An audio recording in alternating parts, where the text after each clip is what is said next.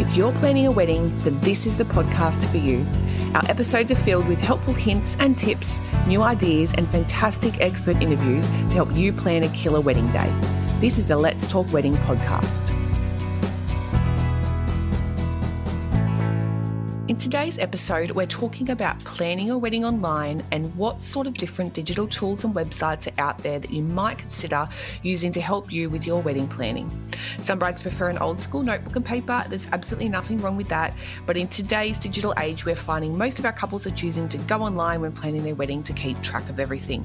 In this podcast, we'll be covering off some popular wedding planning tools that you can check out and also a review of some sites to host your own wedding website, along with what to consider when live streaming your wedding. Before we kick off, just a quick note that we don't have any affiliations with the websites or tools that we're mentioning in this episode. It's all just honest feedback from myself and today's guest. We have a very special guest on today's episode that is going to navigate all things digital wedding with me, and I would love to introduce the lovely Dorothy Polka, who is warmly known as Miss Polka Dot and is the editor and founder of Polka Dot Bride. Welcome, Dorothy. Thank you for having me. It's such an honour to be here with you today. Thank you so much for coming on board. So I'm sure that all of our couples listening in are familiar with the fabulous blog and resource that's Polka Dot Bride. We love it. And you've been operating for about 2007. So yes, that aren't familiar with Polka Dot, which I think most people are, but we'll run through it a little bit. Basically, it comprises not only your main Polka Dot Bride site, but there's also the 5 specialty blogs. So we've got Polka Dot Room, there's Polka Dot Wisdom. Can you run me through what the other couple are? We've also got Polka Dot Weddings, which is entirely written by you guys, brides and grooms. And then we've got Polka Dot Made, which is all about DIY wedding projects. And there's also cocktails over there because we like a cocktail. And then we also have Polka Dot Honeymoons, which is all about honeymoons and destination weddings. It's awesome. So I love your website. We've been featured on there a number of times, and I'm often on there. Yeah, we love you guys. Thank you. Googling different things and directing our couples to there. So definitely make sure that people jump into polkadotbride.com. But we'll get into today's episode. So pleasure to have you in. Let's dive right in. And so there are many different websites and tools out there that couples can choose to utilize to plan their wedding, and obviously feel it could be a little bit overwhelming, I guess, when you're deciding what platform and tool is going to be best for budget, planning, style, that sort of thing. So in saying that, I just thought that it might be useful to run through a couple of the more popular tools and maybe get your feedback on, I guess, positives and negatives, or just any feedback on each one. Of course. So maybe we can discuss if there's any standout features, if they're user-friendly, if they're free to use. So let's get into one of the first basic tools. And to be honest, it's actually my favourite one, and that is Google Docs. So can you run me through a little bit about how that works? Well, see, I love technology, and my entire team are always laughing at me because I'm so organised. So to me, there's no better time to organise yourself for your wedding and the immense amount of stuff you have to do than with tech. So Google Docs is a really great place to start because you've got the whole suite. You've got Google Calendar, you've got Gmail, you've got like the spreadsheets, you've got the Word docs. So you can basically do anything in there, and then you can share it with everyone. So for us, or for me, what I recommend is creating a whole Google spreadsheet with absolutely everything in there. So your guest names that you can then export and send it over to your stationer for your envelopes and your invitations, their dietary requirements, all that kind of data that you need to keep on your guests. And then also keep all the other stuff, like all the to-dos that you need to do, book your celebrant and all the different things that are involved in that. And make the most of all the things like the checkboxes and the color coding and all that kind of stuff. And then share it. Share it with your partner. Share it with your dream team. Share it with your mum if your mum is helping you. And make sure that everyone is on the same page and you're not like adding things into email and here, there, and the everywhere. And the same with the calendar. Share it all together so that everything is organized and you actually come out the other side feeling calm instead of like, oh my gosh, I've got to do this and I've got to do that. What have I got to do? So Google Suite and Google Apps is one of my favorites, agree. It's very straightforward. Everyone has a Gmail. It's all really easy to use. Yes, I agree. So we have for our planning couples, a folder in there for each one. And I find that because it's live, like I can jump in and make an edit. They can jump in and make an edit. I share with suppliers. They're not having to log into anything or navigate, exactly. Signing up for something. They can just jump in there and have a look. You can obviously change, whether people can be editors or viewers, and you can download it, print it. So I'm a massive, massive fan. So thanks for running me through that one. So our next one is Excel. I hate Excel, but I know either you love it or you hate it. It's a little old school. It's a little old school, but I mean, it's still a good tool because you can still do all kinds of stuff like you can do with Google Sheets about creating your to-do list. And I really love Excel and Google Sheets for tracking guests because I think you can put their first names in, then you can put their surnames and all their addresses and their dietary requirements, and even down to tracking, have they given you a gift? What gift is that? Have you said thank you? Like all those little things that come with a guest. Have they booked accommodation? You can track all that easily in Excel and Sheets. So either or, I do like Google Sheets because you can share it a lot more easily. So there is that. But some people, I guess, that aren't me, are much more familiar with Excel and comfortable with that. So that would be really useful to use what you're familiar with, especially for that guest tracking. And when you mention that, actually do look back and reflect, I guess, on what a lot of seating charts and RSVP lists that our couples have sent us, and they are often in Excel. So, old school works sometimes. And you can export so easily from them to your stationer and all that kind of thing so that you can get that data out of there, which is really handy.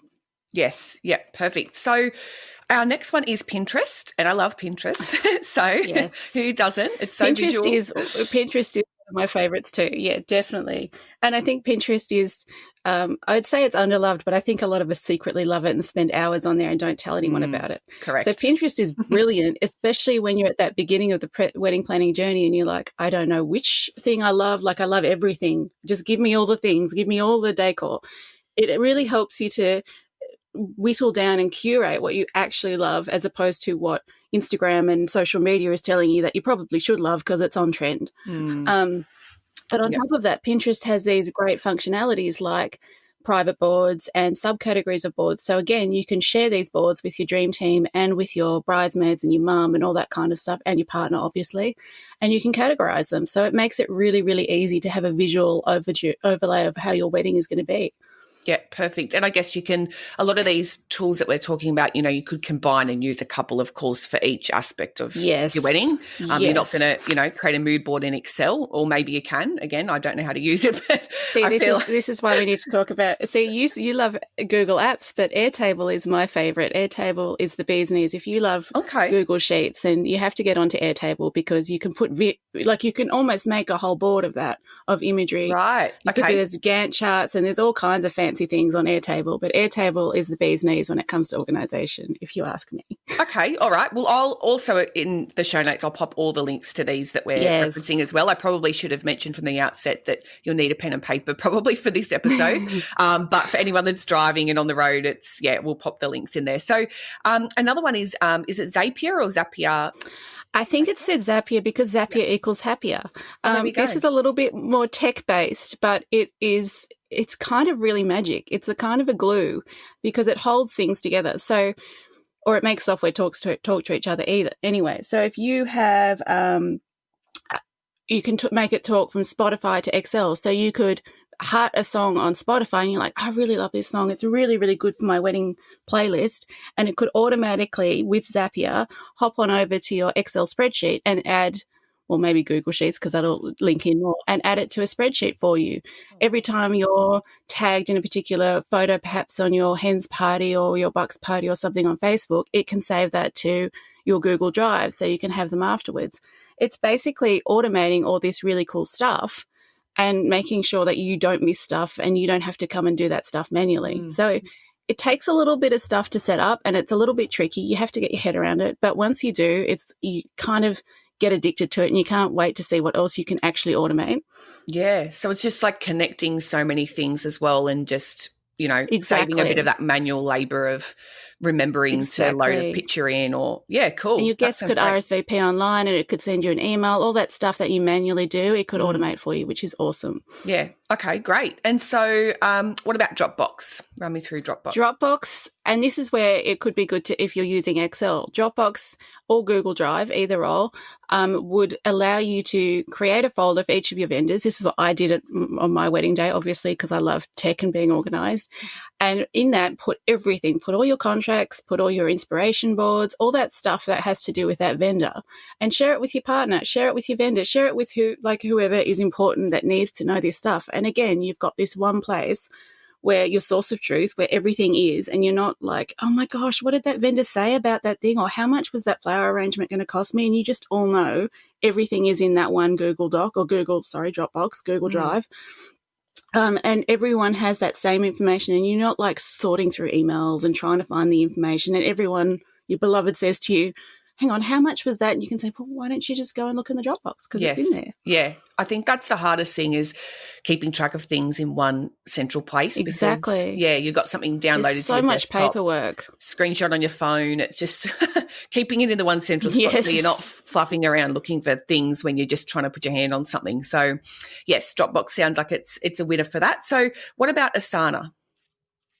Asana sort of goes along with the earlier ones that we talked about because it is a project management software. And while a lot of people use it for businesses, I actually think you can really hack them to use for your wedding as well because they come with they come with a calendar, and then you can put in tasks, assign the tasks, do subtasks, all that kind of stuff so that you know every week what is on your calendar and all the things that you have to do. And it just, again, organizes your brain because I'm all about saving bandwidth. Everything that you have to keep in your brain is going to exhaust you and you're going to forget things and be scatterbrained. So the more you can get out of your brain, the more bandwidth you have to go and enjoy your life and to go and enjoy wedding planning and all that kind of stuff. So it really helps you manage that stuff. That's really smart. I mean, I've looked into Asana. I use a different sort of CRM for my tasks, and obviously that is business related, but I do put personal stuff in there as well. So it could definitely work for a wedding.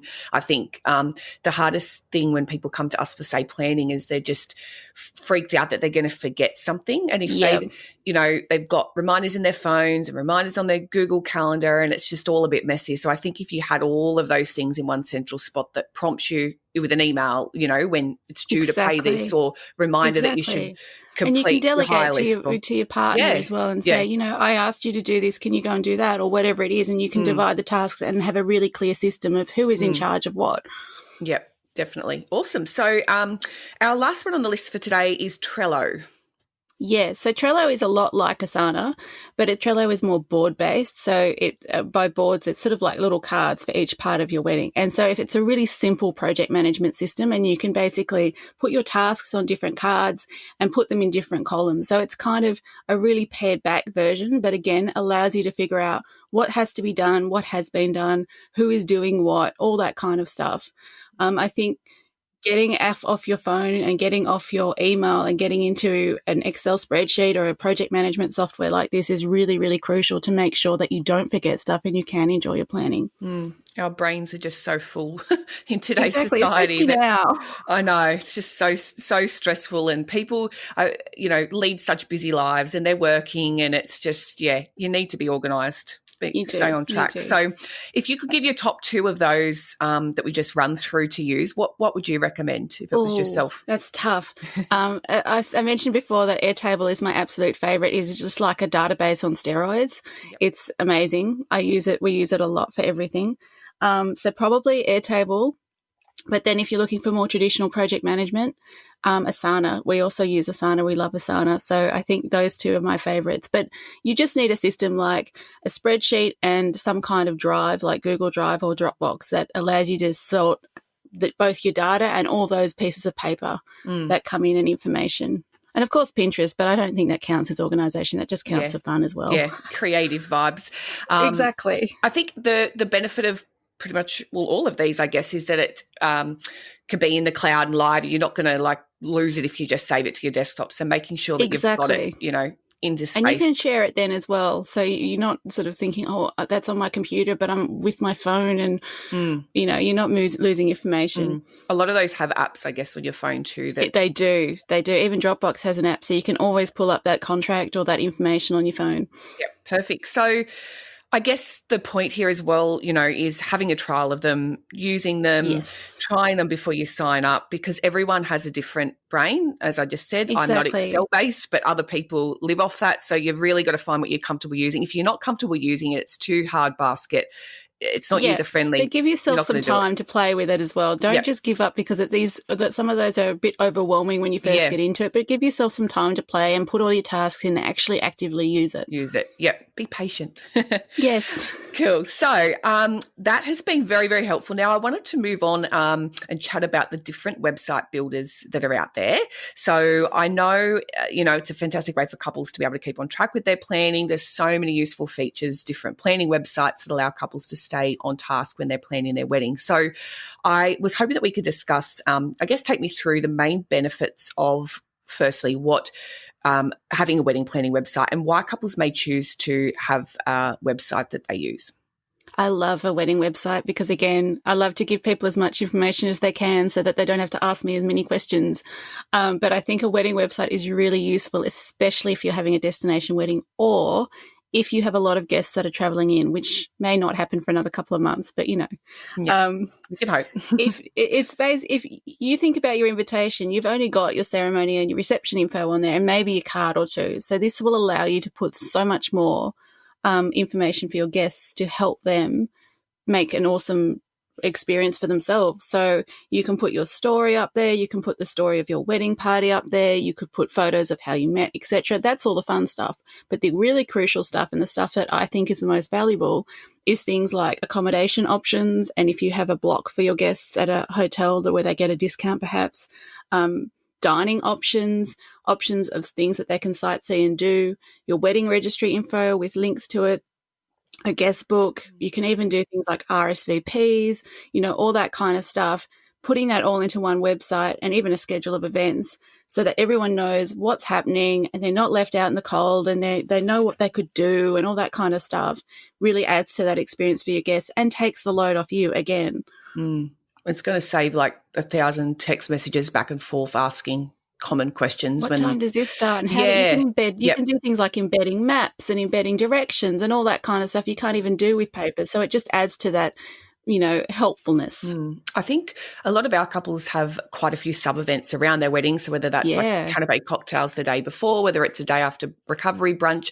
So I think that means you can have all of that information as well across multiple events that you just can't always print, 50 sheets of paper to cover all those details. Again, we're trying to get out of the paper and we're trying to get everything into one place. And it's just a little bit old school, like creating a Facebook or an Instagram group with everyone. It's just so messy. So having a nice central space. Exactly. Yeah, I think, which we'll go into, but so many of the websites now are just so user-friendly that you don't have to have a and older guests and may not have, and especially people nowadays who may not want to be on social media, might not be able to access things like a Facebook group or Instagram, especially if they're signing off of it and saying, I've deleted my Facebook account. So having a website does make it quite easy for that. Yeah, awesome. So let's go through some of the more common or user-friendly, I guess, website building sites out there. So there's obviously going to be lots and lots and lots if you Google them, but we've chosen a couple today to have a chat about. So let's kick off with Squarespace. So I love Squarespace. I did my wedding website on Squarespace and it's just really easy, but it's really beautiful. It's not wedding specific, so you can use it for a business or use it for a personal website as well, which is also kind of what's nice about it. But you can drag and drop things. You can use really beautiful fonts, all that kind of stuff, upload your own images, and you don't need to be that tech savvy to use it. So I love Squarespace. I think it's a really good option. It's not very expensive. I think it's about $100 a year for hosting, and it does everything for you. So it's really a good option for a wedding website. And I suppose they probably have themes. I know we're going to chat about WordPress next, but they've got different themes that you can choose from that would be relating to your website. Exactly. Yeah. And you can have something quite minimal, which is quite on trend at the moment without, having to go into too much trouble or anything like that. Yeah. And what about WordPress? Is that pretty much similar? WordPress is sort of similar. You can get a lot of themes and a lot of WordPress builders that do make it a lot easier, but it is a little bit more techy. And it can be a bit trickier to design and develop. But there are themes available and it is quite easy to use if you know how to use it. So perhaps one of you is already tech-based or perhaps you just want to teach yourself, but it is also a really good option.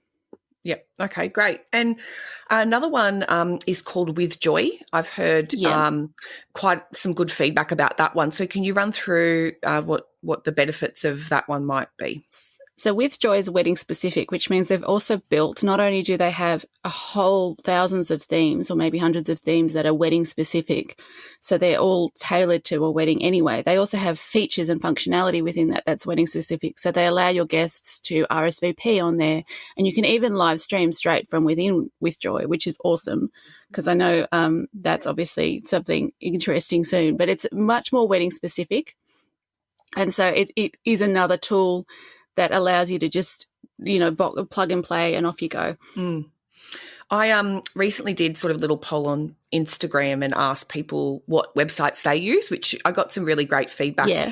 Quite a few of them had mentioned With Joy, and the things that they'd said, I'll just read out now, were it was easy to use, can put in lots of detail. Yeah. The invites and RSVPs are good and easy to navigate, and the ability to save the dates, guest tracking, and great matching themes. So that's, for some real couples that are using that platform and obviously found that a really great one to use. So, now, the other one I wanted to mention as well, which a few people had suggested, was Appy Couple. I don't know if you've come across that one. Yeah. I have. Yeah, so the feedback from that was that it was easy to use and communicate with guests, cheap to use, and easy to capture RSVPs. So maybe that one to check out. And Appy Couple also comes with an app. I think With Joy does as well, but where your guests can download it to their phones and they have all that information on their phone so that when they're away for the wedding, they can easily pull up where they have to go, where they have to be, all that kind of stuff, which makes it really, really handy as well. Yeah, that's awesome. No SMSs on your wedding day morning asking how to get to the church. I know. Oh, my God. That's why you need a wedding planner, people. Exactly. Oh, gosh. So another couple of quick ones to mention are Zola, Minted, and Aisle Planner. They were a couple as well that I stumbled across. I actually personally have used Aisle Planner quite a bit when we used to set that up with our couples. So if you do have a planner, like that could be quite good to use with them, and they have all the RSVP features, and it's a very nice, pretty, easy to use, user-friendly platform too. You will, I think they've got a free one. I used to pay for mine because we had multiple users, but I think you'll pay for that one. Do you know if it's expensive for the, say, Appy Couple or With Joy? Are you familiar if that's... I don't know the pricing of those off the top of my head, unfortunately, but I don't think they're very expensive per month. Yeah. And you only need your wedding website from probably when you send the save the dates out, or even when you just send the invitation out, depending on how complicated the wedding is and how many guests are coming in, etc. You don't really need it for like 3 years out from the wedding. Yeah. Oh, some brides. You never know. You might. Maybe your guests are all saving up and need to make plans. Yeah. So, all right, perfect. So, moving on to the next topic, which is live streaming. So we just touched on that, which is great that you mentioned. One of those website platforms actually have that facility in them. So for those listening in that aren't sure what it is, basically live streaming is broadcasting your wedding to the world. It's via an online platform, and so that your family and friends, they can, I guess, follow the action wherever they may be in the world, which is a really cool modern thing that we can use. So, Dorothy, can you run me through a little bit about what live streaming is and I guess the main benefits for using this for a wedding? It's so funny that you just brought this up because we just did an entire guide about this on Polka Dot Bride for that reason, because we thought we did, because we thought, exactly how much is this going to be the trend of 2020, 2021 is live streaming. Yes, well, I'll pop that in the show notes for sure, because I mean it probably goes into more detail than we will today. But it does. But as with everything, we always champion hiring a vendor and a professional videographer for your live streaming, because there are so many services that do this. So the first option is obviously hiring a professional, because a professional, again, with the bandwidth, they will take that bandwidth and stress off you. You won't have to be sitting there on the day having a guest in the middle of your vow saying, I can't hear you, and having to stop and, trying to figure that out. You don't have to do all the setup and everything. You just pay and they will just show up and they will take care of all of it for you. Yeah. However, we also know that not everyone has the budget for that, and it's not necessarily, in Melbourne with the 5 guests and all that, 5 people and all that kind of thing, it's not always possible. Luckily, there are heaps and heaps of options for that.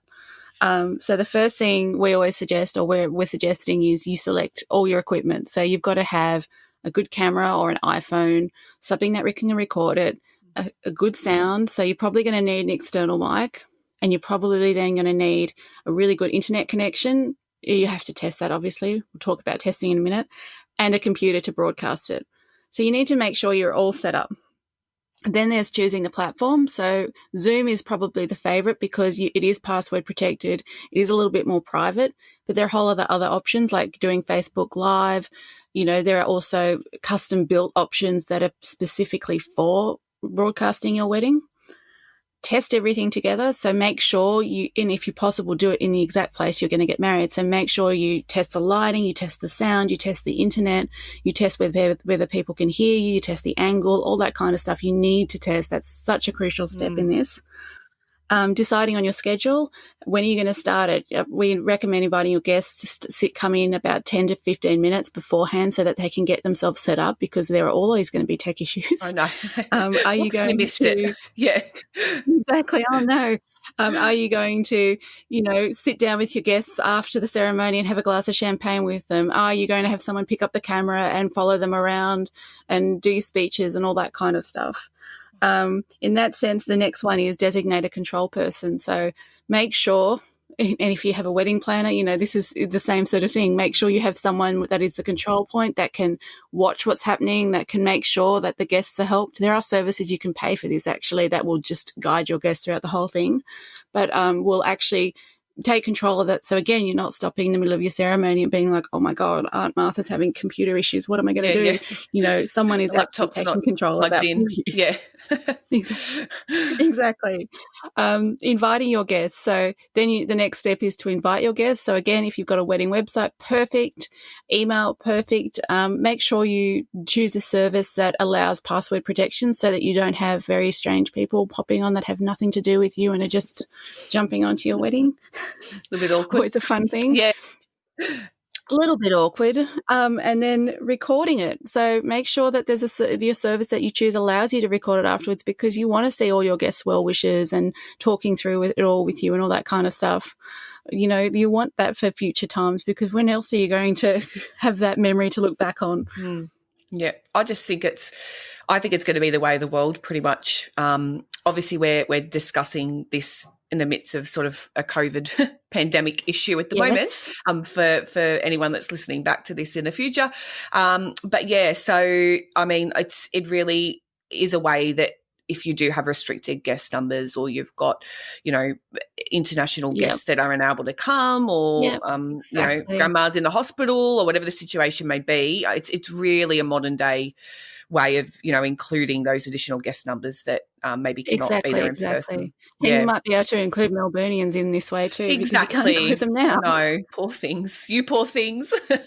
Exactly. I just think it's it sounds to me, though, the key is being organised and setting it up and testing it, because, you can't get that 20-minute ceremony moment back if, someone didn't have a good internet connection. So, I mean, really having someone professional come in and do this, I think, is probably beneficial. Again, saving the bandwidth and the worry. We love that. For sure. Well, you certainly know a lot about this particular topic, so I'll definitely pop those notes in. And the link. Tech. Yeah, I love it. I love that you love tech.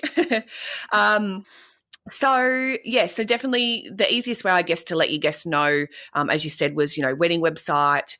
Yes. Okay. Yeah, any of those. And make sure, like I said, make sure you choose something that allows them to join very easily without having to go and download this and set up that, because I think you've got to be cognizant of the fact that some of your non-tech savvy guests will struggle or can struggle with that. So you have to be able to choose something that's easy for them. Yes, yeah. Keep it simple, stupid method.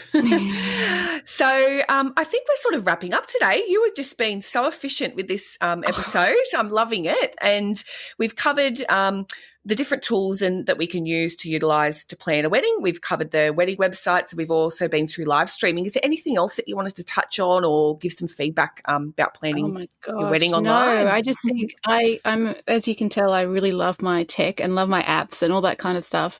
And I think just there's so many tools out there, and there are a lot of tools out there that are specific for weddings as well to make your life easier. You don't have to do it with papers and pens unless you really want to. So use as many as you can to make your life easy. because that's what wedding planning is supposed to be about. It's supposed to be fun. You're not supposed to be worrying all the time. So, they're all there to help you. Absolutely. So, find what your comfort level is, but give some of them a little bit of a trial run and give them a chance and see what might be suitable. You never know. So, as we wrap up today, I just want to say a little personal note that I love Polka Dot Bride. I love what you guys do. We love the platform and your blog. So just a little shout out, anyone that is planning a wedding out there, jump online to polkadotbride.com. The website is very easy to navigate, user-friendly. It's got real wedding features on there. As I said, we've had some of our shoots and weddings featured on there in the past, which is awesome. And there's lots of great wedding wisdom, like as you've just covered, you're covering very current topics at the moment, which I think is really great, especially as it's a difficult time for a lot of couples to navigate. So being on there and just being able to sort of get feedback and some information and is really helpful. And also I just love all of the DIY ideas and stuff in there. Too. Like that's, is lots of fun and creative and visually stimulating sort of aspects to the website. So I really love that. So I encourage anyone to jump on there. And last but not least, thank you, Dorothy. Thank you so much. Thank you for having me. So much fun. Thank you so much for coming on to today's episode. I will put everything into the show notes and all the links and everything. And as always, reviews and feedback are really important to me and keeping a little podcast going. So please leave a review, subscribe to the Let's Talk Wedding podcast. And if you have any topics that you'd like me to cover, would absolutely love to hear from you. Please shoot me a message via our Instagram, which is Wed Event Creators. That's WEDEVENTCREATORS. And I will catch you next time. See you, Dorothy. Bye.